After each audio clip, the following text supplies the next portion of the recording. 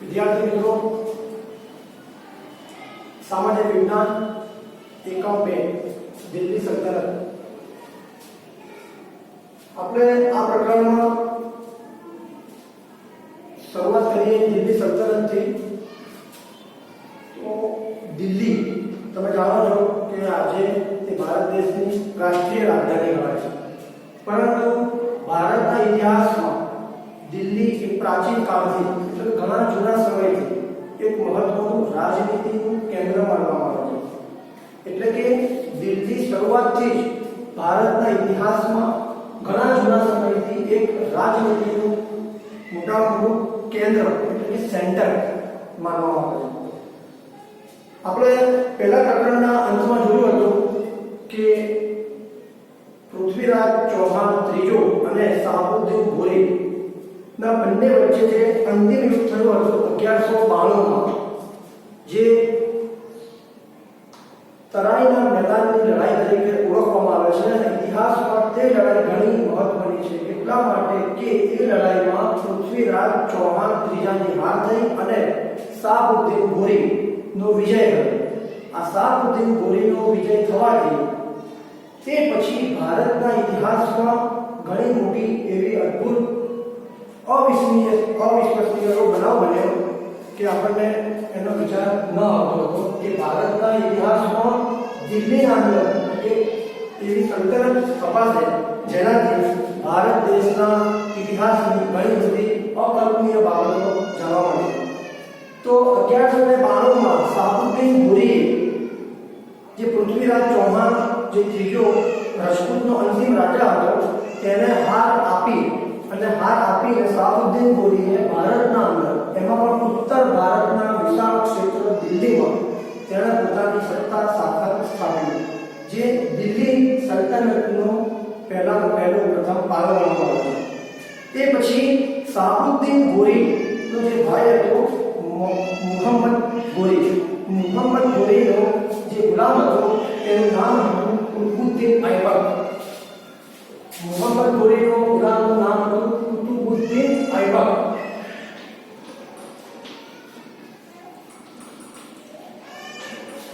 વિદ્યાર્થી મિત્રો, ગોળમાં નામ કુતુબુદ્દીન ઐબક જે દિલ્હી સલ્તનતનો સૌથી પહેલા એ શાસક બન્યો અને ગુલામ વંશનો સ્થાપક ગણવામાં આવ્યો। ગુલામ વંશ તમને સમજ આપી દઉં કે આ બોર્ડ પર જે કંઈ લખેલા છે વંશ એ એક પણ ભારતીય નથી, મતલબ કે તેઓ મૂળ ભારતના નથી। તો વિદ્યાર્થી મિત્રો, આપણે નામ સાંભળ્યું કુતુબુદ્દીન ઐબક। કુતુબુદ્દીન ઐબકના માલિકનું નામ હતું મુહમ્મદ ગોરીનો ગુલામ હતો કુતુબુદ્દીન ઐબક। હવે દિલ્હી સલ્તનતની સ્થાપના 13મી સદીની શરૂઆતમાં થઈ ગઈ, જે વર્ષ લખેલું છે 1206 થી 1526। 1206 થી ઈસવીસન 1526 સુધીના 320 વર્ષના ઇતિહાસમાં જે ભારતના અંદર 320 વર્ષ જે એમણે શાસન કર્યું તે દિલ્હી સલ્તનત તરીકે ઓળખાય છે। એટલે કે ઉત્તર ભારતના વિશાળ પ્રાંતમાં જે સમયે આ 1206 થી લઈ ઈસવીસન 1526 સુધીના 320 વર્ષના કુલ શાસનને દિલ્હી સલ્તનત તરીકે ઓળખવામાં આવે છે અને તેના જે શાસકો હતા તેઓને સુલતાનના નામે ઓળખવામાં આવે છે। એટલે કે જે તે રાજવંશમાં જે કોઈ સુલતાન આવ્યા તેઓ સુલતાનના નામે ઓળખાતા હતા અને તેઓનું જે શાસન હતું તે દિલ્હી સલ્તનત તરીકે ઓળખાતું હતું। આ ઉપરાંત તોમર અને ચૌહાણ રાજ્યવંશ વખતે પણ દિલ્હી એ વેપાર વાણિજ્યનું મુખ્ય કેન્દ્ર માનવામાં આવતું હતું। આપણે જોયું કે દિલ્હી એ ભારતીય રાજનીતિના અંદર એક અભિન્ન હિસ્સો હતો, એવો હિસ્સો હતો કે એની આસપાસ બધા વંશોએ રાજ કરેલું છે। તે ઉપરાંત આ દિલ્હી એક વેપાર વાણિજ્યનું પણ મુખ્ય મથક માનવામાં આવતું હતું। મુખ્ય મથક એટલે બધી જ પ્રવૃત્તિ દિલ્હી ખાતે જ થતી હતી। બીજી વસ્તુ કે જ્યારે ભારતમાંથી રાજપૂત યુગનો અંત આવ્યો અને દિલ્હી સલ્તનતની શરૂઆત થઈ, તેમાં ગુલામ વંશનો જે સ્થાપક માનવામાં આવે છે કુતુબુદ્દીન ઐબક હતો। એણે ફક્ત 5 વર્ષના ઓછા સમયગાળામાં રાજ કર્યું છે। ગુલામ વંશનો જે કુતુબુદ્દીન ઐબક 1206 થી 1226 1210 5 વર્ષના સમયગાળામાં તેણે ભારતના દિલ્હી ખાતે શાસન કરેલું હતું. તે ઘણો મહત્વાકાંક્ષી અને સર્વોપરી શાસક હતો. આ ઉપરાંત તે પોતે ગુલામ હતો. તમને ખબર હશે કે પહેલા સમયમાં માલિક માણસો જે હતા એ સમયના એ ગુલામ તરીકે ખરીદી લેતા હતા. એમાંનો આ એક ગુલામ હતો અને એ ગુલામ હોવાથી એ વંશનું નામ ગુલામ વંશ પાડવામાં આવ્યું છે.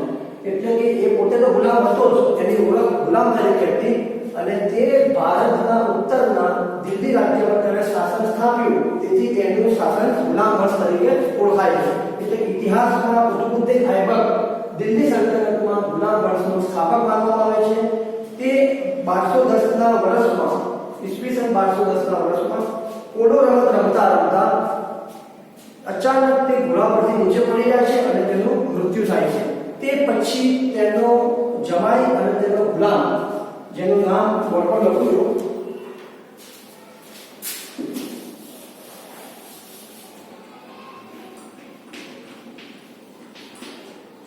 ઇલ્તુત્મિશ, કુતુબુદ્દીન ઐબકના ગુલામનું નામ અને તેમનો જમાઈ હતો ઇલ્તુત્મિશ. તે કુતુબુદ્દીન ઐબક પછી દિલ્હી સલ્તનતમાં શાસક તરીકે આવ્યો. તે પોતે પણ સુલતાન હતો અને મૂળ એ કુતુબુદ્દીન ઐબકનો જમાઈ હતો અને ગુલામ પણ હતો. જો વિદ્યાર્થી મિત્રો, આ જે શાસકો છે તે ભારત દેશના નથી, તે અફઘાન મૂળના અને તુર્કી દેશના હતા. તુર્કી, જે તમને વિડીયોમાં નકશામાં બતાવવામાં આવશે, નકશો વિડીયોમાં નકશો બતાવવામાં આવશે. તુર્કી અને ભારત દેશની ઉત્તરમાં આવેલું અફઘાનિસ્તાન, આ બે દેશમાંથી આવેલા મૂળ શાસકો એ દિલ્હી સલ્તનતના સુલતાન તરીકે ઓળખાય છે. ઇલ્તુત્મિશ તુર્કી દેશનો હતો, કુતુબુદ્દીન ઐબક પણ તુર્કી દેશનો હતો. એ પછીના બીજા જે વંશના છે એ પણ મૂળ તુર્કી અને અફઘાનિસ્તાનથી આવેલા માનવામાં આવે છે. અને આ ઇતિહાસની સત્યતા છે કે ખરેખર આ લોકો તુર્કી અને અફઘાનિસ્તાનથી આવેલા હતા. ઇલ્તુત્મિશ દિલ્હી સલ્તનતને આગળ વધારવામાં અને ખાસ ગુલામ વંશનો સર્વોપરી શાસક ઇલ્તુત્મિશને માનવામાં આવે છે. તેણે જે કુતુબુદ્દીન ઐબકનું જે અધૂરું કામ હતું તેણે આગળ વધાર્યું. તે ઉપરાંત તેણે ચહેલગામ,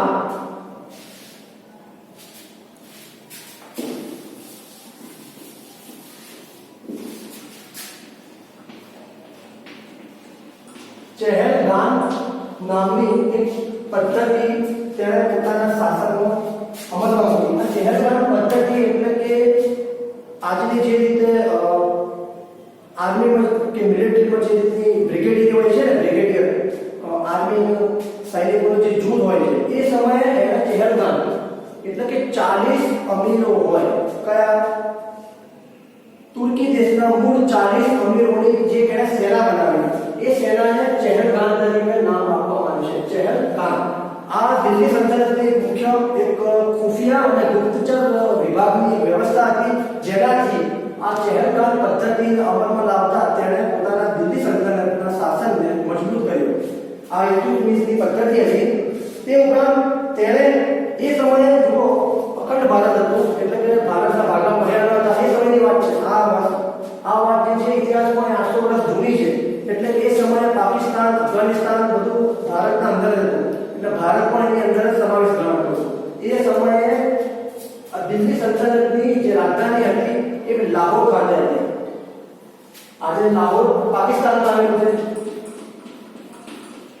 ઇલ્તુત્મિશે દિલ્હી સલ્તનતની જે રાજધાની લાહોર હતી એ લાહોરથી ખસેડીને દિલ્હી લાવ્યો. ક્યાં લાવ્યો? દિલ્હી. અને દિલ્હીમાં લાવીને તેણે ગુલામ વંશની સત્તાને સર્વોપરી બનાવી. આ દિલ્હી સલ્તનતમાં ઇલ્તુત્મિશને સાચો ગુલામ વંશનો સ્થાપક માનવામાં આવે છે.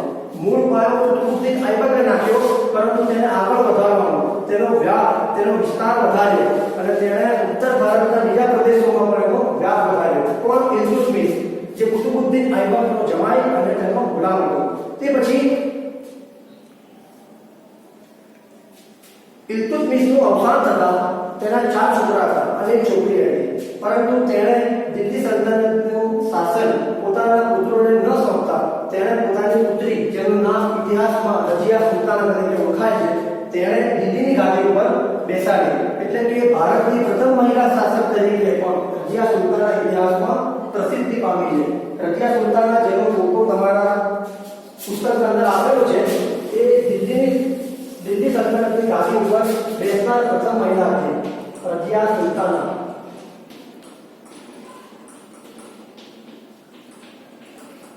પ્રથમ દિલ્હી સલ્તનતની અને દિલ્હીની ગાદીની પ્રથમ મહિલા શાસક હતી.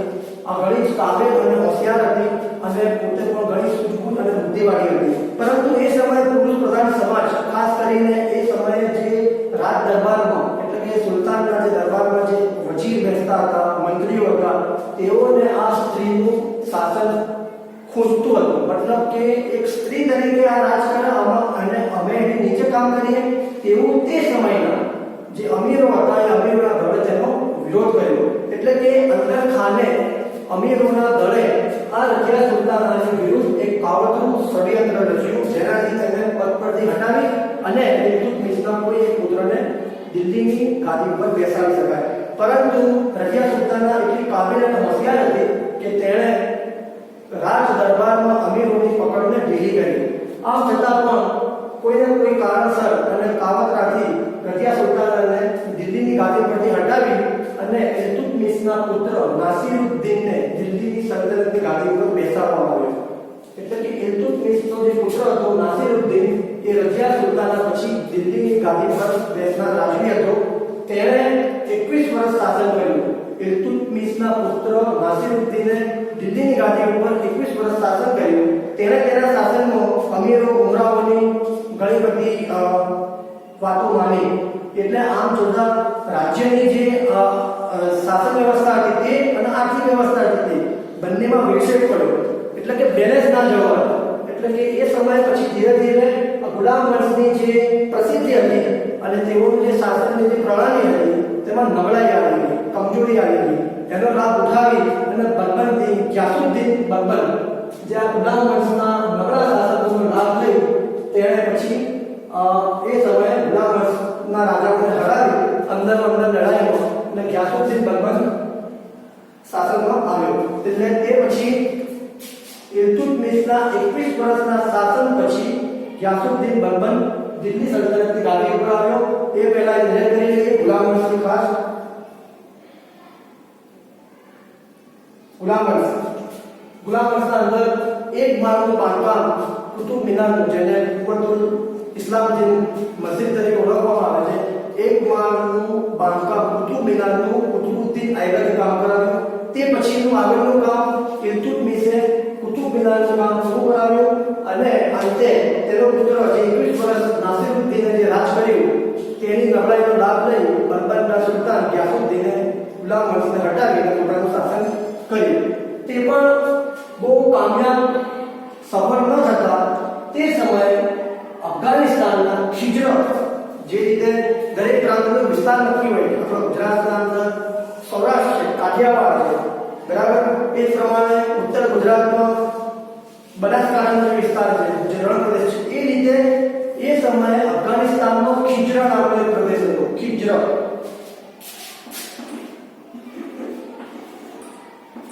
આ ખિજર પ્રાંતમાંથી જે જલાલુદ્દીન નામના જે શખ્સ આવ્યા ભારતમાં અને તેમણે ચડાઈ કરી અને કયા વંશની સ્થાપના કરી? ખિલજી વંશની.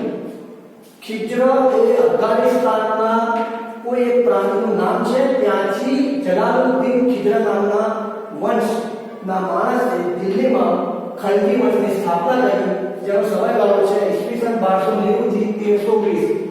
આ ખલજી વંશે કુલ શાસન 30 વર્ષ કર્યું છે. દિલ્હી સલ્તનતમાં ખલજી વંશે 30 વર્ષ શાસન કર્યું અને જે જલાલુદ્દીન ખલજી હતા તેઓ ઓછા સમયમાં તેઓ મરણ પામ્યા. તે પછી તેમનો ભત્રીજો, જેને ખાસ કરીને ઇતિહાસમાં અલાઉદ્દીન ખલજી તરીકે ઓળખવામાં આવે છે, તે દિલ્હી સલ્તનતની ગાદી ઉપર આવ્યો. અલાઉદ્દીન ખલજી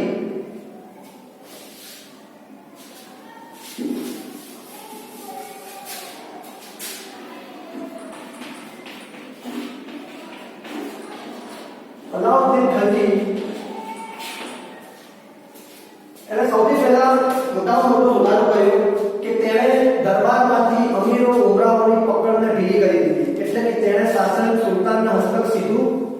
સ્થાપિત. બીજો સુધારો એ કર્યો એ ખાસ મહત્વનો મનાય છે કે તેણે ચહેલગામ પદ્ધતિ જે હતી, જે ઇલ્તુત્મિશે અમલમાં મૂકી હતી, તેને ભંગ કરી દીધી. એટલે કે તે આખી અમલમાં હતી જે પદ્ધતિ તેને રદ કરી દીધી અને તેની જગ્યાએ તેણે કેન્દ્રીય શાસન હેઠળ પોતાનું શાસન વિસ્તાર્યું. ત્રીજો સુધારો ભાવ નિયમન. એવું કહેવામાં આવે છે કે અલાઉદ્દીન ખલજી એ સમયે એક અર્થશાસ્ત્રી જેવો હોશિયાર હતો, એટલો વ્યક્તિ હોશિયાર અને કાબેલ હતો કે તેણે ભાવ નિયમન કર્યું. મતલબ કે કોઈ પણ વસ્તુનો ભાવ ઉપર અંકુશ રહે.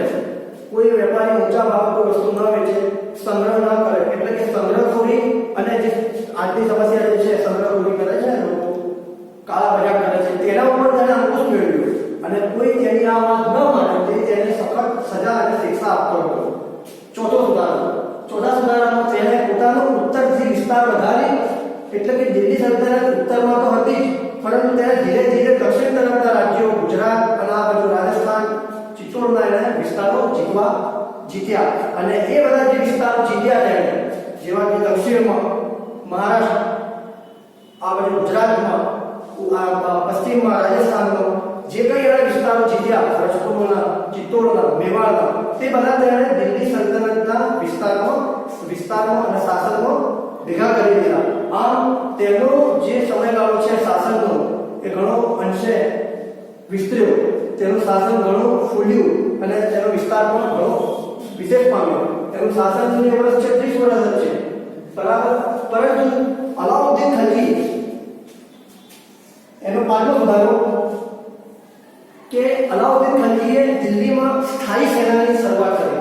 એટલે કે જે સેના આમ અલગ અલગ ગ્રુપમાં જે રહેતી હતી, અલગ અલગ જૂથોમાં રહેતી હતી, તેણે પોતાના સલ્તનતના વિસ્તારમાં સ્થાયી કરી દીધી. એટલે કે જગ્યાએ તેણે એક સેનાને કાયમી કરી દીધી, જેથી બીજા કોઈ વિસ્તારો જીતવા હોય અથવા કોઈ અડોશ પડોશમાં કોઈ હેરાનગતિ હોય તેના લીધે એક સાથે પૂરી એકતાના બળથી તે બીજા રાજ્યો ઉપર શાસન કરી શકે અને જે કોઈ તેની વાત ન માને તેને તે પોતાના સૈનિકોથી લડીને, યુદ્ધ કરીને પોતાના શાસનમાં સ્થાપી શકે. તે ઉપરાંત તેનો બીજો સુધારો છે કે તેણે સૈનિકોના ઘોડા અને સૈનિકોની વિશિષ્ટ ઓળખ માટે દાગ અને ચહેરા પદ્ધતિ અપનાવી. દાગ અને ચહેરા. જો અલાઉદ્દીન ખલજીએ પોતાના સ્થાયી સૈન્ય માટે દાગ અને ચહેરા પદ્ધતિ એના અમલમાં મૂકી. એટલે કે સૈનિકો પોતાની સલ્તનતના છે તે અને જે સૈન્યના જે અંદર શસ્ત્ર સરંજામ વપરાય છે, જેવા કે ઊંટ, ઘોડા, હાથી, તેને એને એક સિમ્બોલ આપ્યો, સંકેત આપ્યો. એટલે ઓળખાણ માટે એને દાગ અને ચહેરા બંને પદ્ધતિ અલાઉદ્દીન ખલજીએ પોતાના શાસનમાં અમલમાં મૂકી. તે પછી અલાઉદ્દીન ખલજીનું અવસાન પછી રાજ્યમાં અને શાસનમાં અંધાધૂંધીનું વાતાવરણ ફેલાયું. આ મોકાનો લાભ લઈ અને દિલ્હીની ગાદીમાંથી ખલજી વંશનો અંત થતા મુહમ્મદ બિન તુગલક વંશના મુહમ્મદે શાસન સ્થાપ્યું. તુગલક વંશ ઈસવીસન 1320 થી 1414 જેણે કુલ દિલ્હી સલ્તનતમાં 94 વર્ષ શાસન કર્યું છે. જુઓ વિદ્યાર્થી મિત્રો, આ ત્રીજા નંબરનો જે પોઈન્ટ છે જ્યાં તમારા પ્રકરણમાં દક્ષિણના રાજ્યોમાં આવશે, જેમાં બ્રાહ્મણી અને વિજયનગરનું સામ્રાજ્ય એ આ સમયની સાથે જ છે. પરંતુ એ અલગથી મુદ્દો લેશું. તે પહેલા શેર કરી લઈએ. તુગલક વંશ 1320 થી 1414 94 વર્ષ એમણે પોતાનું દિલ્હી સલ્તનતમાં શાસન કર્યું. તુગલક વંશમાં મુહમ્મદ બિન તુગલક, જે ખાસ કરીને ઇતિહાસમાં તરંગી યોજનાઓના પિતામહ તરીકે ઓળખવામાં આવે છે. એમણે જે મોટી મોટી યોજનાઓ મૂકી તેની અંદર આયોજન અને સ્ફૂર્તિના અભાવમાં, આયોજન વગર, કોઈ નક્કર પરિણામ વગર તે યોજનાઓ કામયાબ ના થઈ. એટલે કે તેણે જે યોજનાઓ મૂકી તે સફળ ન થઈ. કેમ ના થઈ? કારણ કે તે જેવી રીતથી તે વિચારતો હતો તેવું તેને ધાર્યું પરિણામ ન મળ્યું. તે ઉપરાંત તેનો સૌથી મોટું ફેરફાર જેને પહેલો કર્યો દિલ્હી સલ્તનતમાં, એના ઉપર નજર કરી લઈએ. તુગલક વંશમાં રાજધાની દિલ્હીનું દૌલતાબાદ ખાતે સ્થળાંતર કર્યું.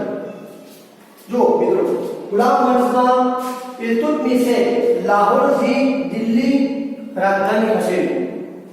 તે ગુલામ વંશ અને ખલજી વંશ સુધી બરાબર રહી, એટલે કે દિલ્હી એ સમયે શાસકોનું સુલતાનોનું સ્થાન રહ્યું. તે પછી આ મુહમ્મદ બિન તુગલક જે આવ્યા, જે તુગલક વંશના સ્થાપક છે, એમણે સૌથી પહેલા રાજધાની જે દિલ્હી હતું એ દિલ્હીની જગ્યાએ દક્ષિણમાં અમદાવાદ ખાતે ખસેડી.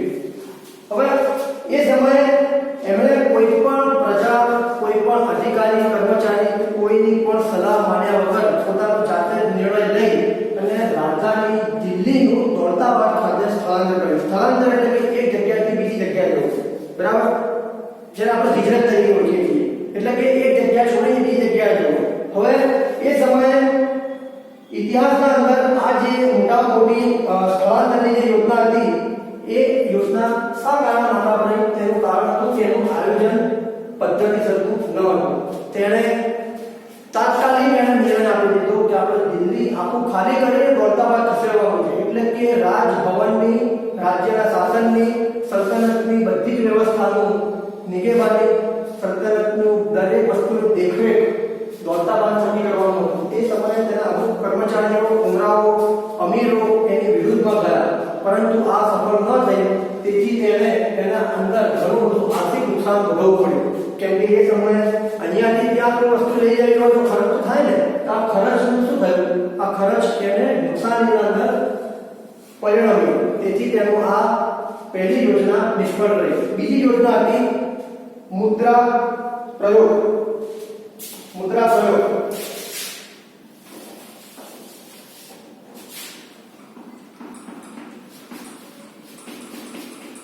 મુદ્રા પ્રયોગ એટલે કે રૂપિયાની જે વ્યવસ્થા હતી તે આપણે જાણીએ છીએ કે પહેલા સમયમાં સોના ચાંદીના સિક્કા અમલમાં હતા. અહીંયા સુધી કે ખલજી વંશ સુધી ચાંદીના સિક્કા અમલમાં હતા એવું ઇતિહાસમાં આવે છે. તો તુગલક વંશમાં પણ ચાંદીના સિક્કા અમલવારીમાં હતા, પરંતુ પહેલી યોજનામાં તેને નિષ્ફળતા મળી. તેથી તેનું આર્થિક નુકસાન એને એટલું બધું થયું કે ચાંદીના સિક્કા જે અમલમાં હતા તે તેણે પોતાના શાસનમાંથી રદ કરી દીધા અને ચાંદીની જગ્યાએ તાંબાના સિક્કા અમલમાં મૂક્યા. ચાંદીની ધાતુના બદલે તાંબાના સિક્કા અમલમાં મૂક્યા. હવે તાંબાના સિક્કા અમલમાં મૂકતા એણે પોતાના રાજ્ય શાસનનો ગુપ્તચર વિભાગ પર ખાસ દેખરેખ ન રાખી. તેથી એ સમયના બીજા લોકો પણ આ તાંબાના સિક્કા એ પોતાની રીતે બહાર પાડતા હતા. એટલે કે રાજ્યની શાસનની તિજોરી હતી તેના ઉપર તેને ઘણી બધી નુકસાની અને ખોટ જતી હતી. તેથી તેનો આ પણ પ્રયોગ નિષ્ફળ નીવડ્યો, બરાબર.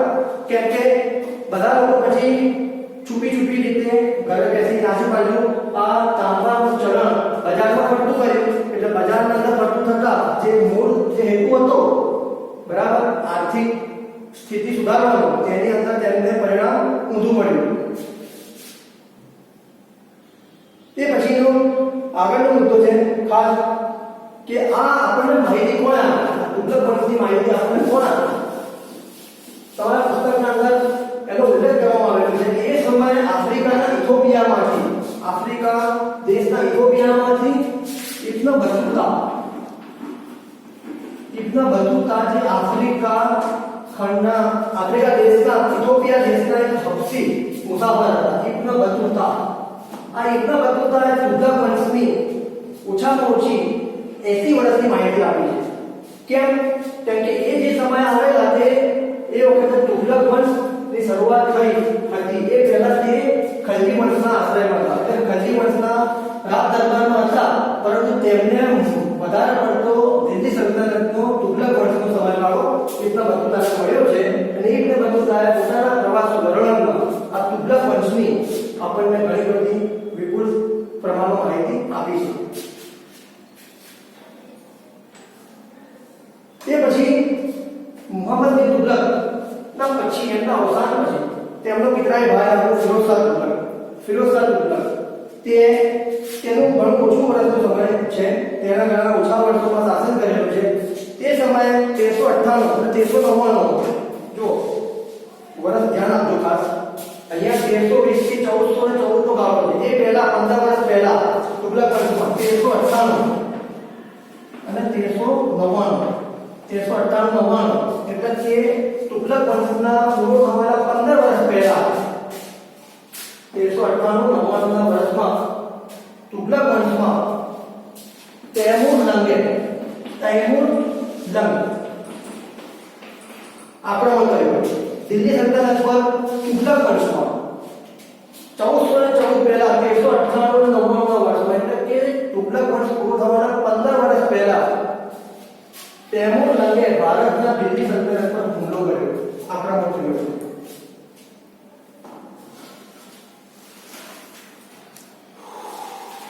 हाँ बिचका हो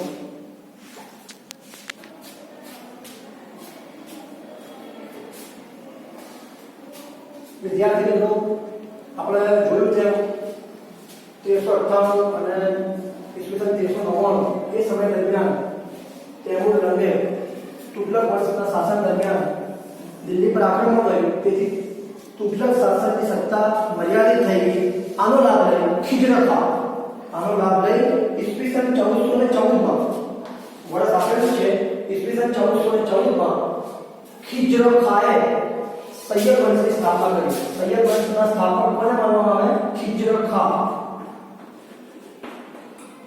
આ ખિજર ખાએ ઈસવીસન 1414 માં દિલ્હી સલ્તનતમાં તુગલક વંશ જે હતો તુગલક વંશ તેને પછાડીને સૈયદ વંશની સ્થાપના કરી તમારા પુસ્તકમાં આ સૈયદ વંશ વિશે આ એક કૃતિ આપેલી છે તે પછી ઈસવીસન 1451 માં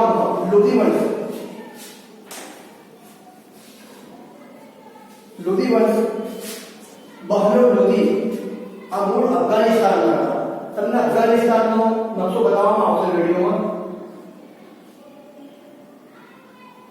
બહલોલ લોધી મૂળ અફઘાનના હતા અફઘાન એટલે કે ભારત દેશના ઉત્તરમાં આજે અફઘાનિસ્તાન નામનો જે દેશ છે ત્યાંના મૂળ સુલતાન હતા બહલોલ લોધીએ ઈસવીસન 1451 માં દિલ્હી સલ્તનતમાં લોધી વંશની સ્થાપના કરી તે પછી તેનો ભાઈ હતો ઇબ્રાહિમ લોધી તેણે આગળ શાસન વધારતા ઈસવીસન 1526 માં જે બાબર જેણે આક્રમણ કર્યું હતું ઈસવીસન 1526 માં અને એ સમયે આજના હરિયાણા રાજ્યમાં જે પાણીપત નામનું નગર આવેલું છે ત્યાં પાણીપતનું યુદ્ધ થયું હતું પાણીપતની લડાઈ થઈ હતી જેની અંદર ઇબ્રાહિમ લોધીની હાર થતા અહીંયા લોધી વંશના શાસક ઇબ્રાહિમ લોધીના શાસનનો અંત આવ્યો આ રીતે દિલ્હી સલ્તનતમાં અંતિમ જે શાસક હતો ઇબ્રાહિમ લોધી તેની હાર થતા દિલ્હી સલ્તનતનું શાસન અહીંયા પૂરું કરીએ છીએ